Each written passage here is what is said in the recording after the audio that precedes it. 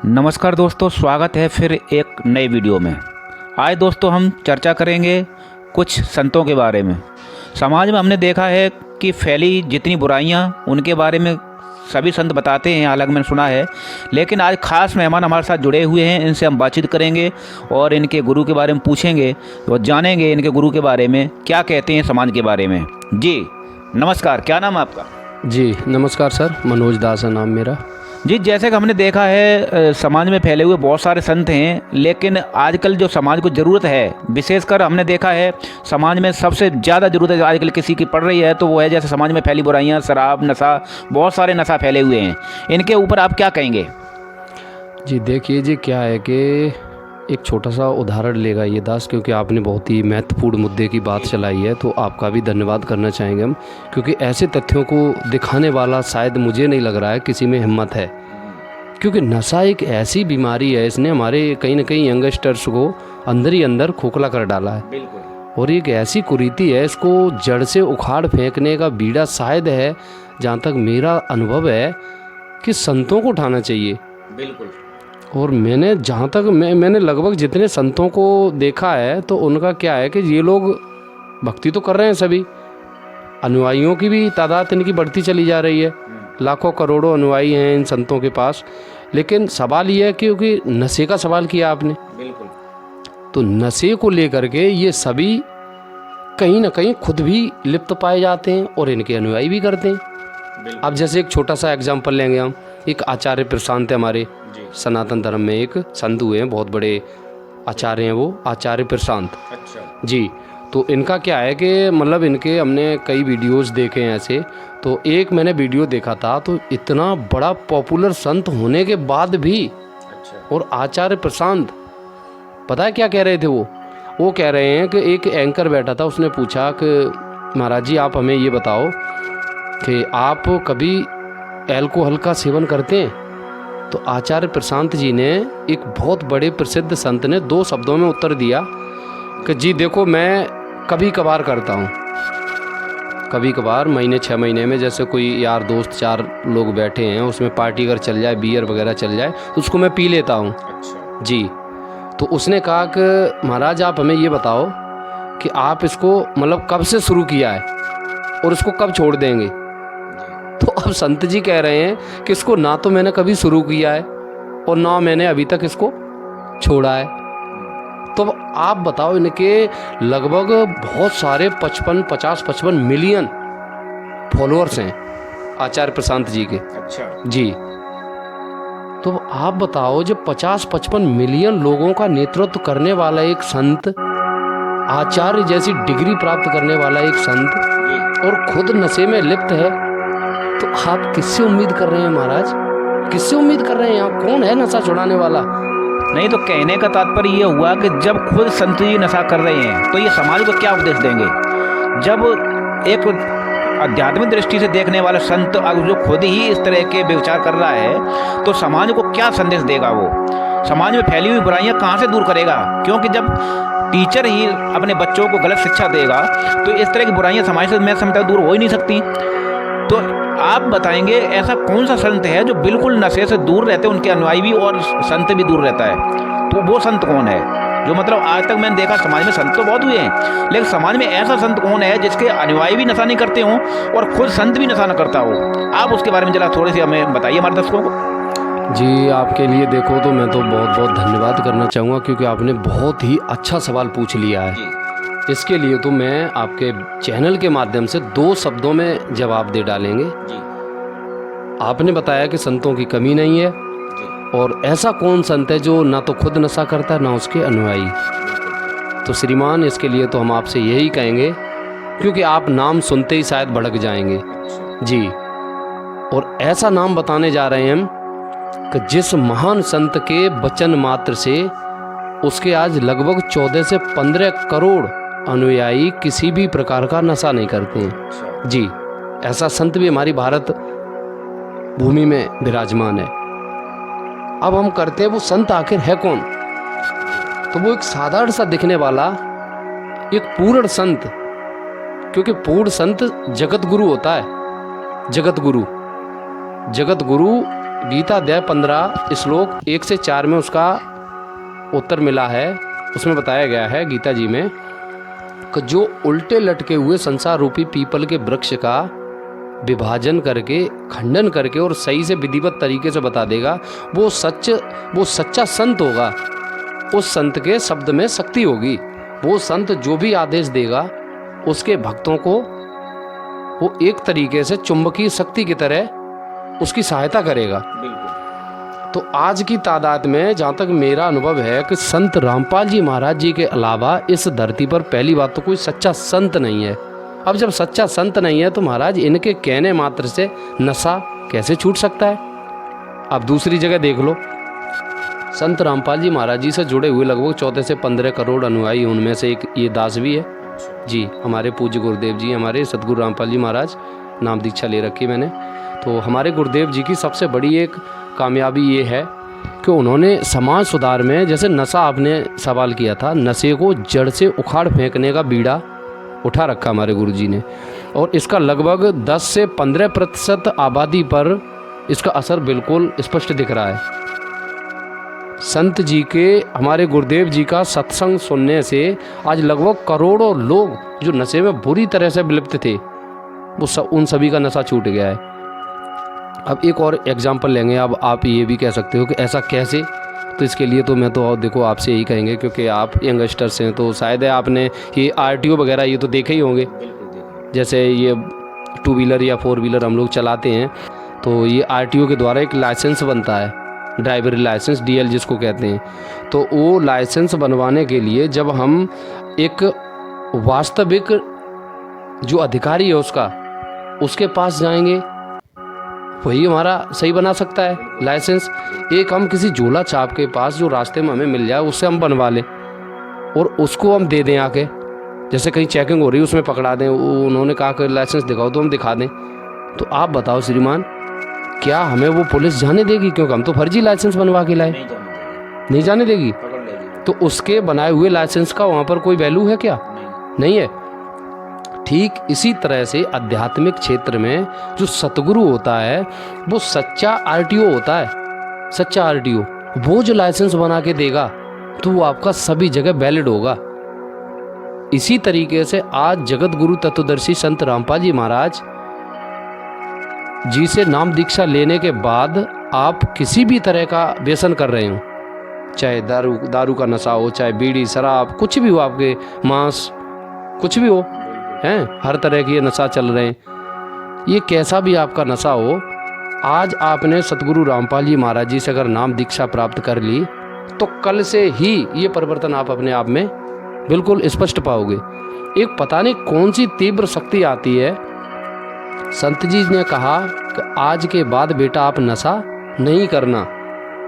तो ऐसे समझ लो कोई मतलब बहुत बड़ा एक सुरक्षा कवच आपके साथ वो ढील देते हैं कि उसके बाद आपकी ताकत नहीं है, आप कितना भी बड़े से बड़े नशा करने वाले क्यों ना हो, आप नशे को हाथ नहीं लगा सकते, क्योंकि ये होती है सच्चे सतगुरु के वचन की पावर। जी सर, एक और हम छोटा सा उदाहरण देना चाहेंगे। जैसे कि आप मान लो, जैसे अभी हम जैसे भारत देश में रह रहे हैं, हमारे आदरणीय प्रधानमंत्री जैसे श्री नरेंद्र मोदी जी हैं, ठीक है, आप ही पहुंच गए वहाँ पे जाके और आपने कहा कि मतलब प्रधानमंत्री जी को अरेस्ट कर लिया जाए, तो आपके कहने से मोदी जी को कोई अरेस्ट कर सकता है? लाठियाँ बज जाएंगी आपके ऊपर, बजेंगी। और वही वर्ड अगर हमारे माननीय प्रधानमंत्री जी ने शब्द बोल दिया, हे पुलिस वालों इस सज्जन को अरेस्ट करके इधर लेके आओ, तो आप बताओ इतना उनके मुंह से वचन निकलने के बाद उस व्यक्ति की क्या दशा हो जाएगी?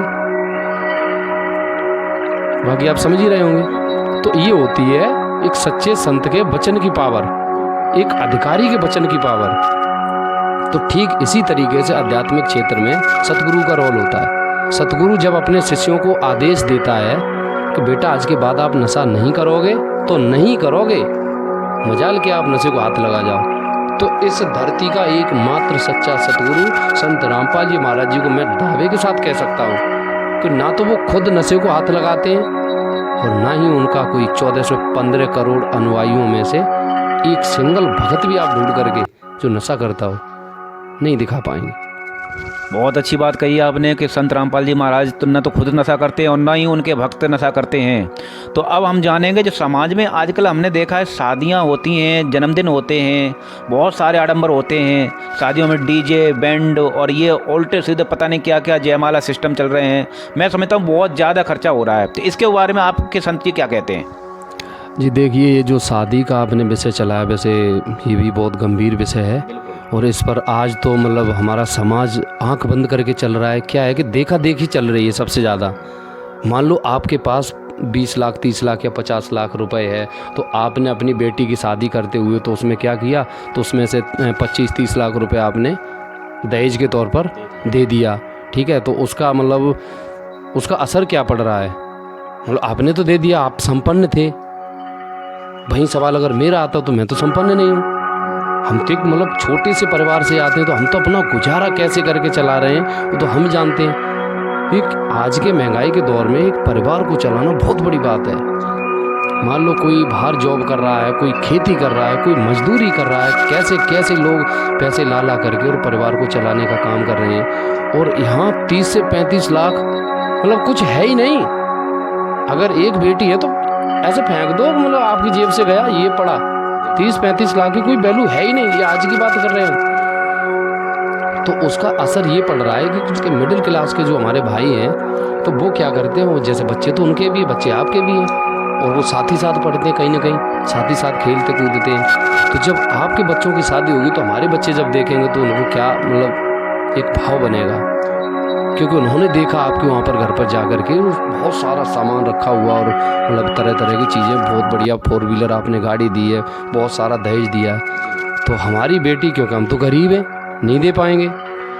तो श्रीमान, हमें अपना परिवार चलाने में जो कठिनाइयों का सामना करना पड़ रहा है वो तो हम ही जानते हैं, भगवान जानता है। तो अब वहीं जब हमारी बेटी आपके घर से जब वापस आती है उस कार्यक्रम को अपनी आंखों से देख करके, तो बहुत कहीं ना कहीं मन में उसके भी भाव रहता है कि काश आज हमारे पापा भी ऐसे होते, इतना दहेज दे पाते। मतलब कह नहीं पाएगी वो, लेकिन अंदर ही अंदर वो घोंटती रहेगी बातों को। जो एक पिता अपनी बेटी का दुख महसूस तो कर सकता है लेकिन बयां नहीं कर सकता है। तो ये एक ऐसी कड़वी सच्चाई है। मान लो मतलब कैसे भी करके उसका भाव देख करके, उसके चेहरे की उदासी मायूसी देख करके हम समझ तो जाएंगे कि बेटी को क्या दुख है। तो धीरे धीरे कोशिश करेंगे, तो मतलब घुमा फिरा के वो कहेगी पापा हमें मतलब शादी में हमारी में एक टीवी दे देना है, धीरे धीरे एक छोटी सी बाइक दे देना, क्योंकि आपने तो गाड़ी दी है। तो कहीं ना कहीं बाइक तक की डिमांड कर देगी, क्योंकि हमारे पापा कुछ न कुछ करके ये कर देंगे। यहाँ तक नौबत आ जाएगी एक दिन, मतलब खेती बाड़ी बेचनी पड़ेगी हमें, प्लाट वगैरह जो भी हमारी मतलब प्रॉपर्टी होगी उसको भी हटा करके और अपनी बच्ची को दहेज देंगे, क्योंकि देख के आई वो वहाँ से। तो ये देखा देखी होड़ चल रही है, इसमें मनुष्य बर्बाद होता चला जा रहा है। तो इस प्रथा को कुछ लोगों ने चलाया था जिनका बिजनेस चल रहा था। ठीक है, ये सभी लोगों पर लागू नहीं होती है, ये बहुत गलत प्रथा है। ये एक ऐसी कुप्रथा है, इसको जड़ से अगर ख़त्म न किया गया तो ये हमारे समाज का अंदर ही अंदर से ऐसा पतन करेगी कि बता नहीं सकते हम। तो वहीं दूसरी तरफ हम क्या देखते हैं कि जैसे अगर आपके 4-5 लड़की हो गई तो आपकी ज़िंदगी झंड है। आप कितने भी बड़े मतलब पढ़े लिखे क्यों ना हो, आपकी ज़िंदगी झंड है, ये सच्चाई है। आपको आपके बच्चे का जन्म होते ही सबसे बड़ी टेंशन खा जाएगी कि इसका हम कैसे पैसा लाएं, कैसे क्या करें, इसको पढ़ाएं कैसे, तरह तरह की। आज तो कोई नहीं सोच रहा है, आंख बंद कर ली बस हो रहा चलने दो। लेकिन आने वाले कल को हालत वो होने वाली है कि बता नहीं पाएंगे। महंगाई बढ़ रही है दिन प्रतिदिन। आज दूसरी तरफ हम देखते हैं जगत गुरु तत्वदर्शी संत रामपाल जी महाराज जी ने आज लाखों करोड़ों की तादाद में लड़कियों को इस दहेज रूपी चंगुल से निकाल करके आज़ाद कर दिया। आज संत रामपाल जी महाराज जी ने लगभग करोड़ों ऐसे दहेज मुक्त विवाह दिन प्रतिदिन कराते रहते हैं। तो एक ऐसी मिसाल समाज में पेश कर रहे हैं संत रामपाल जी महाराज, आप देख लो प्रमाण के लिए। तो क्या आपको नहीं लग रहा है कि ऐसा संत जो दहेज रूपी कुरीति को जड़ से खत्म कर रहा है, नशा रूपी कुरीति को जड़ से खत्म कर रहा है, उसका ज्ञान कितना प्रबल होगा? जी, आपने बहुत अच्छी बात कही है। संत रामपाल जी महाराज दहेज प्रथा को भी बंद करने में बहुत ही एक अहम भूमिका निभा रहे हैं। आप हमें बताइए, ये तो आपने बहुत अच्छी बात कही है। समाज में एक और हमने बुराई देखी हैं, जैसे कि आजकल किसी का कोई व्यक्ति जब ख़त्म होता है तो वो एक 13वीं संस्कार से मैं समझता हूँ, इस 13वीं संस्कार के बारे में भी आप कुछ बताएंगे, क्योंकि 13वीं संस्कार से भी एक ओवरलोड कहें या क्या कहें, समाज के ऊपर एक अतिरिक्त भार जो पड़ता है। एक तो व्यक्ति खत्म हो गया, उसके बाद 13वीं से और लोगों के ऊपर बहुत बुरा प्रभाव पड़ रहा है समाज में। ये एक की देखा देखी चल रही है कि उसने 1 लाख में खर्चा किया तो मैं 2 लाख करूंगा। इसके ऊपर आपके संत रामपाल जी महाराज क्या कहते हैं? जी देखिए, आपके सवाल में ही आपके सवाल का जवाब मिल गया है आपको। अब बस आप समझ किस उद्देश्य से रहे वो आपके ऊपर डिपेंड करता है। आपने जो सवाल किया है कहीं ना कहीं हमारे गुरुदेव जी के बताए नियमों के और सत्संग प्रवचनों के अनुसार मुझे तो आपके सवाल से ही आपका उत्तर मिल गया। अब बस आप नहीं समझ पा रहे, वो आपका विषय है। देखो क्या है कि ये जो दहेज, नशा और ये मृत्युभोज जो आप बता रहे हैं, ये और भी ऐसे तरह तरह के जो पाखंड चल रहे हैं, ये मतलब कुछ लोगों ने, चुनिंदा लोगों ने अपने फायदे के लिए ये सब लागू किए हैं। एक ऐसी सच्चाई है, इसको आज लगभग शिक्षित समाज है, समझ रहा है और इन बुराइयों से बच रहा है, इनके चंगुलों से आज़ाद हो रहा है। क्या है कि आपको एक छोटा सा एग्जाम्पल देंगे हम। जैसे मान लो कोई परिवार का एक सदस्य हमारा ख़त्म होता है, ठीक है, तो उसका 4 लोगों ने इकट्ठा होकर के और मतलब अंतिम संस्कार की जो भी क्रिया होती है उसको पूरा कर दिया, ठीक है। तो ये कौन सी क्रिया हुई? अंतिम संस्कार। अंतिम संस्कार यानी एक तरीके से हम इसको ऐसे कह सकते हैं कि मतलब इस मानव शरीर के क्रियाकर्मों की लास्ट स्टेप हमने कर दिए, फाइनल हो गया। यानी इस देही को जो भी मतलब जैसे भी इसको जलाना था या जो भी करना था वो फाइनली स्टेप हमने पूरा कर दिया है, ठीक है। तो जब लास्ट स्टेप हमने पूरा कर लिया है, अंतिम संस्कार, तो उसके बाद अब कोई क्रिया शेष हमारी नहीं बच रही है। जब अंतिम संस्कार कर दिया किसी का, उसके बाद त्रयोदशी संस्कार क्यों, श्राद्ध संस्कार क्यों, और भी ये तरह तरह के ये जो भी पाखंड क्रियाएं चलती हैं, ये सब क्यों और किसने चलाई ये? इसके विषय में गरुड़ पुराण का जब हम अध्ययन करते हैं, हमारे सतगुरुदेव जी ने गरुड़ पुराण को हमको दिखाया है, तो उसमें गुरुदेव जी ने बताया था कि गरुड़ पुराण में लिखा है कि मृतक जो मतलब मृतक व्यक्ति हो जाता है, उसके त्रयोदशी का जो भी ये जो भोजन भंडारा जो करते हैं ये लोग बाग मरने के बाद, ये मतलब जो भी क्रियाएं पाखंड क्रियाएं होती हैं, तो उस मृत्यु भोज का भोजन करने वाला व्यक्ति कुत्ते के जन्म को प्राप्त करता है। अच्छा जी, ये प्रमाण गरुड़ पुराण से हमारे सतगुरु रामपाल जी महाराज जी ने हमको दिखाया है। अब आप बताओ, जब मृत्यु भोज हम किसी का कर रहे हैं, क्यों कर रहे हैं? क्योंकि हमें शांति मिल जाए, हमारा जो पूर्वज खत्म हो रहा है उसकी आत्मा को शांति मिल जाए, हम भी खुश हो जाएंगे कि हमारा पूर्वज तृप्त हो गया होगा। और हम क्या कर रहे हैं कि उसका भोजन करने वाला और सभी को निमंत्रण दे रहे हैं, हमारे जो भी खास व्यक्ति हैं उन सभी को बुला रहे हैं उसमें। क्यों? क्योंकि उसके मृत्यु भोज में जो भी हम भोजन करा रहे हैं, तो हम तो अपने जो भी हमारे खास हैं, बचे कुचे, एक तो हमने खो ही दिया अपना, जो भी हमारे अब शेष बच रहे हैं उन सभी को कुत्ते की योनियों में हम खुद ढकेलने का काम कर रहे हैं। इसको कहते हैं मृत्यु भोज। तो ये है तत्व ज्ञान। सतगुरु आए दया करी, ऐसे दीन दयाल। तो वो सतगुरु आए संत रामपाल जी महाराज जी के रूप में, जिन्होंने हमें टॉर्च रूपी ये आईना दिखा दिया कि बेटा सदग्रंथों में देख लो, मृत्यु भोज क्यों नहीं करना चाहिए। तो इसलिए हम संत रामपाल जी महाराज जी के कोई भी भगत मृत्यु भोज को नहीं स्वीकार करते हैं, इसका हम लोग खुलेआम विरोध करते हैं। जी देखा दोस्तों, आपने बहुत ही अच्छे शब्दों में समझाया है, समाज में फैली हुई बुराइयों के बारे में हमें बताया है। आज हमें थोड़ा सा ये जानकारी और दीजिए कि जैसे आपने बताया संत रामपाल जी महाराज से आपने नाम दीक्षा ली है, आप उनकी भक्ति कर रहे हैं, और जो समाज में फैली हुई बुराइयां जिनका आप साथ भी नहीं दे रहे हैं, आप उन बुराइयों से बहुत दूर हैं। आप इसी विषय में समाज को क्या संदेश देना चाहेंगे? जी देखिए, समाज से अब संदेश क्या, हम तो हाथ जोड़ करके प्रार्थना करना चाहेंगे। ये कोई संयोग बन गया, आज का जो दौर चल रहा है, आज हम जिस समय पर बैठ करके हम ये चर्चा कर रहे हैं, ये कोई संयोग बन गया, कोई हमारा प्रारब्ध का पुण्य किया हुआ फल आज उदय हो गया, जो हम इस विषय पर बैठ करके चर्चा कर रहे हैं, समाज के लिए चर्चा कर रहे हैं। भगत समाज के लिए हम चर्चा कर रहे हैं, हम समाज को मैसेज देने का काम कर रहे हैं। ये कोई संयोग है हमारा? देखो क्या है कि जब सतगुरु रूप में परमात्मा इस धरातल पर आते हैं और हम उस समय मनुष्य का देह प्राप्त करते हैं, इस मनुष्य का जो आज हमें ये शरीर मिला हुआ है, इसके लिए श्रीमान देवता भी तरसते हैं। हम भक्ति कर करके कोई, अगर जैसे अभी मृत्यु भोज का विषय चल रहा था, तो जैसे कोई खत्म हो जाता उसमें चिट्ठी में क्या लिखवाते हैं, आज हम बड़े दुख के साथ सूचित करना पड़ रहा है हमारे पूजनी का स्वर्गवास हो गया है। क्या कहते हैं? स्वर्गवास हो गया है। स्वर्गवास यानी हमारी बुद्धि यहीं तक सेट कर दी थी कि स्वर्ग की प्राप्ति करना। अब स्वर्ग लोक का देवताओं का राजा, जो देवताओं का नेतृत्व करने वाला है, देवराज इंद्र है। ठीक है, एक दिन इंद्र भी खड़े होकर के हाथ जोड़ते हैं, हे कृपा निदान, आपकी अगर कृपा दृष्टि हो जाए तो मुझ दास को मनुष्य का देह ही दे करके मृत मंडल में भेज दो। हमारा पूर्वज जो खत्म हो रहा है, हमारा पितृगढ़, हम तो उसका अंतिम संस्कार करने के बाद सोच रहे वो स्वर्ग में चला गया, और स्वर्ग का राजा सोच रहा है कि हम कैसे करके मनुष्य बन के मृत्युलोक में आ जाएं। तो ये जो रहस्य है, ये जो बीच का जो रहस्य है, क्योंकि हम तो सोच रहे हैं भक्ति करके हम स्वर्ग चले जाएं, और स्वर्ग का राजा सोच रहा है हम कैसे भी करके हम नीचे आ जाएं एक बार। तो ये जो रहस्य है वो आज इसको हमें समझना पड़ेगा।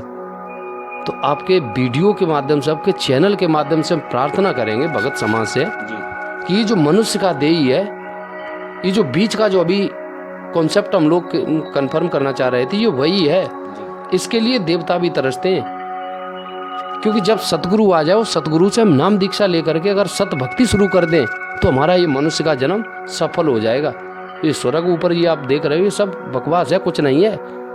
यहाँ भक्ति का कोई नामो निशान नहीं है। स्वर्ग में बहुत गंदे कर्म हम बता नहीं सकते हैं आपको, आपका मतलब बहुत लंबा ये प्रकट हो जाएगा। फिर एक छोटा सा उदाहरण लेंगे, जैसे स्वर्ग में क्या क्या क्या कुकर्म होते हैं पता है आपको? देखो, देवताओं के राजा हैं स्वर्ग के देवराज इंद्र, भगवान इंद्र। अब आपके भगवान इंद्र के बारे में आपको पता है उनकी सोच क्या है? अपनी सगी गुरु माता के बारे में आपने वो तो सुना ही होगा लीला, मतलब बहुत गलत विचार थे। गौतम ऋषि की जो पत्नी थी अहिल्या, तो इनकी गुरु माता थी वो, तो बाकी तो मतलब बहुत गंदा कृत्य था वो, जो इन भगवान को नहीं करना चाहिए था। क्या इस तरीके का कृत्य करने वाला भगवान हो सकता है? अपनी सगी गुरु माता के बारे में जो ऐसी गंदी सोच रखता हो, मैं समझता हूँ वो भगवान तो क्या, मतलब भगवान के आसपास भी बैठने वाला व्यक्ति हम नहीं मान सकते हैं। तो मतलब कुल मिला के हमारा यही कहने का तात्पर्य है कि इस जो आज संत रामपाल जी महाराज जो सत्संग प्रवचनों के माध्यम से जो एक सच्चाई से लबालब ज्ञान दे रहे हैं भगत समाज को, तो ये समझना चाहिए ये तत्व ज्ञान क्या कह रहा है। ऐसा सतगुरु जिसने एक शब्द से नशा खत्म कर दिया, रिश्वतखोरी खत्म कर दी, दहेज रूपी कुरीति खत्म कर दी, और ये जो मृत्यु भोज आपने अभी बताया था, सुपड़ा साफ कर दिया इसका। और जो कुल का मालिक एक है, हम सबको बनाने वाला भगवान एक है, उस एक परमात्मा की सभी धर्मों के पवित्र शास्त्रों से प्रमाणित करके भक्ति शुरू करा दी। तो ऐसे संत के बारे में भाई हम तो हाथ जोड़ेंगे, प्रार्थना करेंगे, इसके ज्ञान को समझो। ये बार बार नहीं आते हैं ऐसे सतगुरु।